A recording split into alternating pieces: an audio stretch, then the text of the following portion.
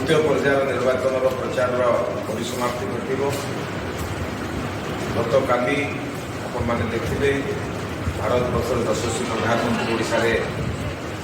विभिन्न स्थान में कार्यक्रम करगले आज माननीय अमित शाह कार्यक्रम बर्तमान चली पुणी आगामी 22-23 दुई दिन धरी ओडिशा रे प्रचार आहरी जोर धर जो भाव में ओडिशा रे विजु जनता दलर नेता माने रत्न भंडार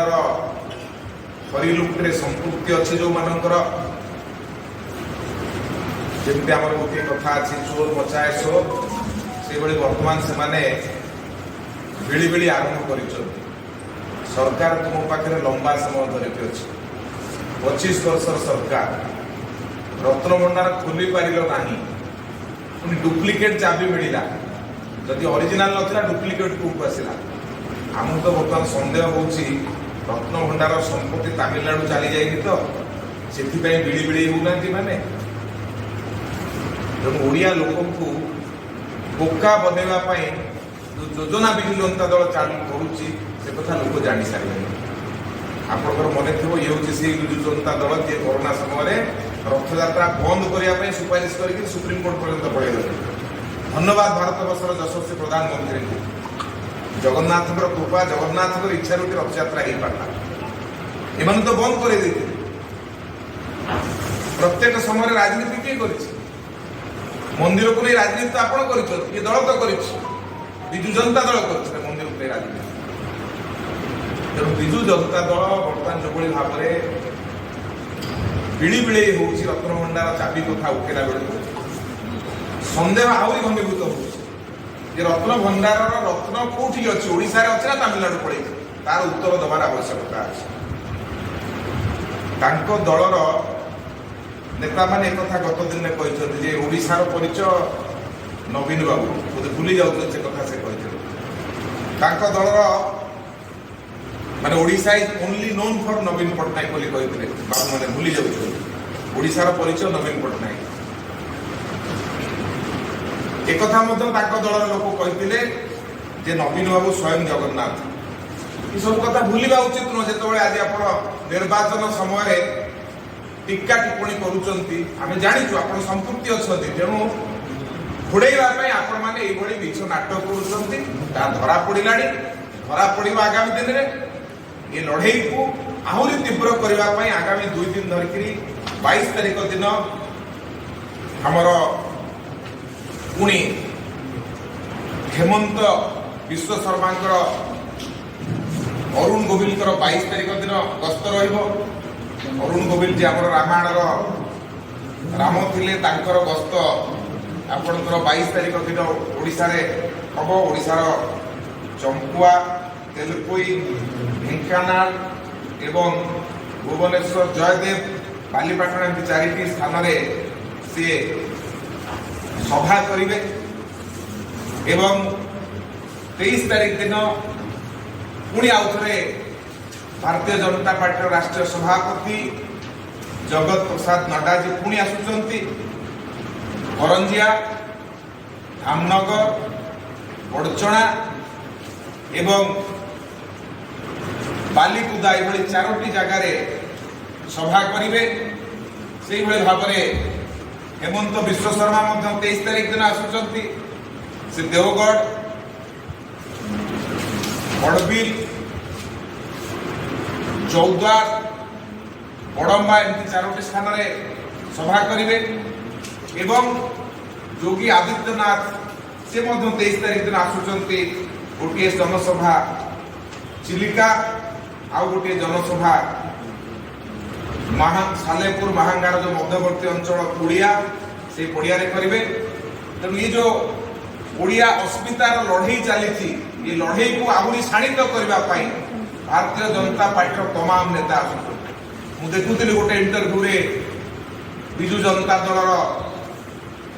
बड़ाटिया नेता मानकर उक्ति जी भारत को आसूची से कौन ओडिशा को 1 नंबर कर तो ओडिशार सौभाग्य जो नेता आसुचंती से माने ओडिशा को 1 नंबर करने कथा आसुचंती तुम्हें तो अलग राज्य आसी चाकरी कर ओडिशा को 1 नंबर करिया परिवर्ते निजे 1 नंबर हो जाइछ आर्थिक क्षेत्र में जहाँ रिपोर्ट विभिन्न समय कही धन्यवाद दवा कथा जो मैंने बाहर आसुचंती जो नेता माने से ओडिशा को 1 नंबर करने आस खाली करने आसुना गत दिन में कर तुम कारण ओडिशा 1 नंबर हो पारला नहीं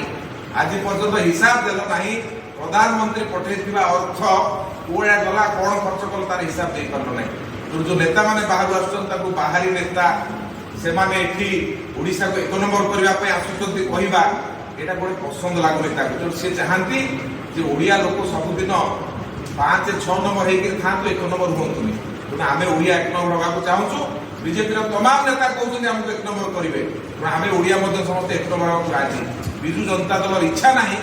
ओडिया 1 नंबर हो कहीं शासन करुवा लोक तो तमिलनाडु आसुँच से कोई भाव ओडिया को 1 नंबर करदे जदि एत दम था निज राज्य में लड़की देखई था ये आसिक ओडिया को नीचा देखेबार जो योजना चली जगन्नाथ ना राजनीतिर जो योजना चलती निवृत्त रहा दरकार भारतीय जनता पार्टी ये लड़ाई को आहरी तीव्र कर भारतीय जनता पार्टी सरकार हम ए कौन सन्देह ना आहरी केन्द्र नेता मान गस्त रसल मुखा आहरी खोल जनता पार्टी नेशनल जनजाति मोर्चा साधारण संपादक और कोरापुट लोकसभा भारतीय जनता पार्टी सांसद प्रार्थी श्री कालीराम माझी महोदय आम सहित अच्छा ओडिशा सिनेमा जगत जनाशुना सुपरस्टार श्रीतम दास महोदय और Bharatiya Janata party media cell संयोजक सुजित दास महोदय वर्तमान विजु जनता दल नुआ नुआ मालिक सारी गोमास्तर मालिक सारी भिके पांड्यान गत 2 दिन तले गोटे जनसभा कहले जे भारतीय जनता पार्टी सरकार आदिवासी मान प्रतारणा कर आदिवासी मान किसी करना ए प्रसंग में आज काली भाई आपण पाखे तथ्य रखिए एक कहे विजु जनता दल सरकार आदिवासी मान विरुद्ध में षड्यंत्र चक्रांत कर वर्तमान अनुरोध करुच्ची कालीराम माझी महोदय को आपण पाखे प्रसंग रखिए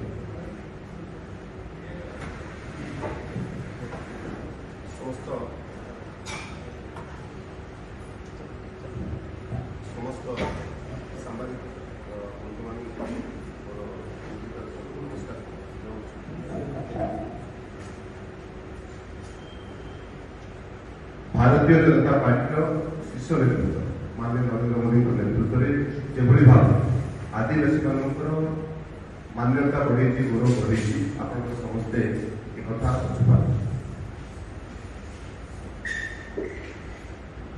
बीजेपी राष्ट्रीय दल हवा सत्वे ओडिशा जड़े महिला भौणी आम समाज भौणी को राष्ट्रपति उपाधि सर्वोच्च स्थान में जदि किए मान्यता दे राष्ट्रपति गले माननीय नरेंद्र मोदी केवल से नुह जनजाति भगवान बिरसा मुंडा शहीद बिरसा मुंडा को जन्मदिन को जनजातीय गौरव दिवस नवेम्बर 15 को से घोषणा कले केबे 75 वर्षर ये सरकार पर 60 वर्ष सरकार केबे बिरसा मुंडा विषय कहीं जानी आज गौरव प्रदान कले जनजाति विकास जदि आम चिंता करवा स्वर्गत अटल बिहारी वाजपेयी नेतृत्व में जो सरकार गठन होता से समय जनजाति स्वतंत्र अनुदान गोटे मंत्रालय खुला सुरक्षा संस्कृति उज्जीवित करने जो भली अटल बिहारी वाजपेयी नेतृत्व में जनजाति विकास कथा चिंता कले ओडिशा आमर जड़े भाई माननीय जोईराम महोदय को प्रथम कर आदिवासी कल्याण विभाग मंत्री କେବେ ମଧ୍ୟ ତା ପୂର୍ବରୁ ହେଇନଥିଲା। ତା ଦ୍ୱାରା ଗୁଡ଼ାଏ ଉନ୍ନତି ଘଟିଲା। ସେ ସମୟରେ ବିଭିନ୍ନ ଆଦିବାସୀ ମାନଙ୍କର ଜାତି ଗୁଡ଼ାକର ମାନ୍ୟତା ଯେଉଁ ମିଳିନଥିଲା ସେ କଥା କରାଗଲା। ଠିକ୍ ସେହିଭଳି ବିଭିନ୍ନ ପ୍ରକାର ଯୋଜନାରେ ମଧ୍ୟ ମାନ୍ୟ ନରେନ୍ଦ୍ର ମୋଦି ଆଗକୁ ବଢ଼ିବା ପାଇଁ ଆଦିବାସୀ ମାନଙ୍କର ବିକାଶକୁ ଗତିକୁ ବଢ଼େଇବା ପାଇଁ ସେ ବିଭିନ୍ନ ଯୋଜନା ମଧ୍ୟ କରିଛନ୍ତି। 10 ବର୍ଷରେ ପାଖାପାଖି ଓଡ଼ିଶାରେ 3,700 କୋଟି ଟଙ୍କାର ଅନୁଦାନ ଓଡ଼ିଶାକୁ ଦେଇଛି। ଭାରତୀୟ ଜନତା ପାର୍ଟିର ସରକାର ଦେଇଛି। ସରକାର ଏଠି ଓଡ଼ିଶାରେ ଭାରତୀୟ ଜନତା ପାର୍ଟି କରିବେ, କିନ୍ତୁ କେନ୍ଦ୍ରର ଅନୁଦାନ ଓଡ଼ିଶା ଆଦିବାସୀ ମାନଙ୍କର ଉନ୍ନତି କରୁଛି ବୋଲି ଯୋଉ ବିଜେଡି କହୁଛି ତାହା ଭାରତୀୟ ଜନତା ପାର୍ଟିର ଅନୁଦାନରେ ଚାଲିଛି। ତେଣୁ ଆମେ ଭାରତୀୟ ଜନତା ପାର୍ଟି ନିଶ୍ଚିତ ଭାବରେ ଆମ ଭାରତୀୟ ଜନତା ପାର୍ଟିର ଯୋଜନାରେ ହିଁ ଆଦିବାସୀ ମାନଙ୍କର ବିକାଶ କରୁଛି, ଏ କଥା ନିଶ୍ଚିତ ଭାବରେ ଆମେ ଦାବି କରୁଛୁ। ଅନୁଚ୍ଛେଦ 175(a)ରେ ଯୋଉ ଆଦିବାସୀ କଲ୍ୟାଣ ପାଣ୍ଠି ରହିଛି ସେଥିରେ 1,075 କୋଟି ଟଙ୍କା ଦିଆଯାଇଛି। ଏହାଦ୍ୱାରା ହଷ୍ଟେଲ, ସ୍କୁଲ ବିଲ୍ଡିଂ, ନୂତନ କୋଠା, ITDA ଏବଂ ବିଭିନ୍ନ ପ୍ରକାର ଭିତ୍ତିଭୂମି ଏଥିରେ ଉନ୍ନତିକରଣ, ନୂତନ ଭାବେ କୋଠା ଏସବୁ ଗୁଡ଼ାକ କେନ୍ଦ୍ରର ଅନୁଦାନରେ ଚାଲିଛି। ଯାହା ସେମାନେ ନିଜେ ଚିନ୍ତା କରୁଛନ୍ତି ଯେ ବିରୋଧୀ ଦଳ ଆମର ବିଜୁ ଜନତା ଦଳ ସେମାନେ କହୁଛନ୍ତି ଯେ ଆମର ଅନୁଦାନରେ ଏସବୁ ଗୁଡ଼ାକ ଚାଲିଛି। ତେଣୁ ୟାକୁ ଆମେ ସମ୍ପୂର୍ଣ୍ଣ ମାତ୍ରାରେ ଖଣ୍ଡନ କରୁଛୁ। ଆମ ଆଦିବାସୀ ମାନ୍ୟତା କେବେ ମଧ୍ୟ ଦେଇନଥିଲା କଂଗ୍ରେସ। ବହୁ ଆଦିବାସୀ ଥିଲେ, ଯେଭଳି ଦୋରାଙ୍କୁ ପାଖାପାଖି 75 ବର୍ଷ 50 ବର୍ଷରୁ ସେମାନେ ଆନ୍ଦୋଳନ କରୁଥିଲେ, ଦୁରାମାନଙ୍କୁ ପାଇନଥିଲେ। ଇଏ 75 ବର୍ଷ ଭିତରେ ଐତିହାସିକ ରଚନା କରିଛନ୍ତି ନରେନ୍ଦ୍ର ମୋଦି, ଯେ ପାଉଡ଼ି ଭୂଇଁଆ, ଚୁକ୍ତିଆ ଭୂଇଁଆ, ବଣ୍ଡା, ମାଙ୍ଗଡ଼ିଆ 15ଟି ଜନଜାତି ମଧ୍ୟ ଏବଂ କୋରାପୁଟର ଦୋରା, ଦୁରୁଆ ଏ ସମସ୍ତଙ୍କୁ ମଧ୍ୟ ମାନନୀୟ ନରେନ୍ଦ୍ର ମୋଦି ଚିନ୍ତା କରି ଆଦିବାସୀର ମାନ୍ୟତା ଦେଇଛି। ଆଉ ଗୁଡ଼ାଏ ଜାତି ରହିଛି ଯୋଉଟା ହେଇନାହିଁ। ବିଜୁ ଜନତା ଦଳ କୋଉଠି ନା କୋଉଠି ତାଙ୍କର ଉନ୍ନତି କଥା ଚିନ୍ତା ନ କରି ତାଙ୍କୁ ମାନ୍ୟତା ଦେବାରେ ନରେନ୍ଦ୍ର ମୋଦିଙ୍କ ପାଖରେ ପଠେଇବେ। ସେଭଳି ଝୁଡ଼ିଆ ମାନଙ୍କର ମାନ୍ୟତା ପାଇବା କଥା କାଶୀପୁର ଅଞ୍ଚଳର, ତାହା ମଧ୍ୟ ଏଇ ସମୟରେ ହେଇନାହିଁ। ଯାହା ବିଜୁ ଜନତା ଦଳ ୟାକୁ ଠିକ୍ ଭାବରେ DSC ରେ ପାସ୍ କରିନଥିଲା।